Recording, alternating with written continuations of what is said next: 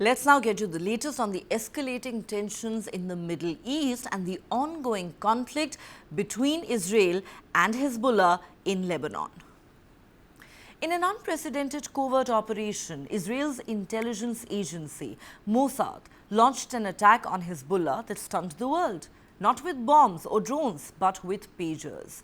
These seemingly innocent communication devices were actually weaponized with plastic explosives hidden inside their battery packs. And the pagers' batteries were designed to be completely invisible to X-ray scanners. The plan was as clever as it was deadly. The batteries inside these pagers contained a thin sheet of plastic explosive hidden between two layers of battery cells. No metal components, no traditional detonators, just enough flammable material to trigger the explosives without setting off any alarms.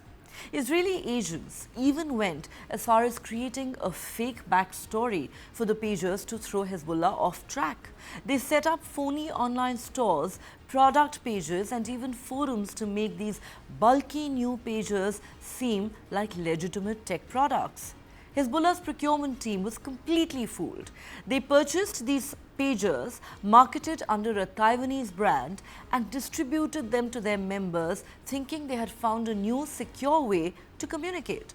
But when 17 September came around, these pagers did something unimaginable. They simultaneously detonated across Hezbollah strongholds in southern Beirut and other areas. This devastating attack killed 39 people and wounded almost 3,500 others. Many of the victims had horrific injuries, eye damage, lost limbs and abdominal wounds, all from being in close proximity to these seemingly ordinary devices. The attack didn't stop there. The very next day, another round of explosives hidden in walkie-talkies went off, further decimating Hezbollah's ranks. What's fascinating and terrifying at the same time is how this operation was pulled off. Israel's Mossad didn't just rely on physical tricks, they built an entire backstory for the pagers, making them seem like a legitimate consumer product. They convinced Hezbollah's procurement officers to buy them through an aggressive sales pitch, offering steep discounts until the deal was sealed. Even after Hezbollah received the pagers, their security checks failed to detect the explosives. Although they noticed the batteries drained faster than expected, it wasn't enough to raise an alarm. The explosive materials, including a detonator made from highly flammable material, were tucked away so neatly inside the battery casing that no suspicion was aroused. Since the attack, Hezbollah has been scrambling to understand how they were so easily duped.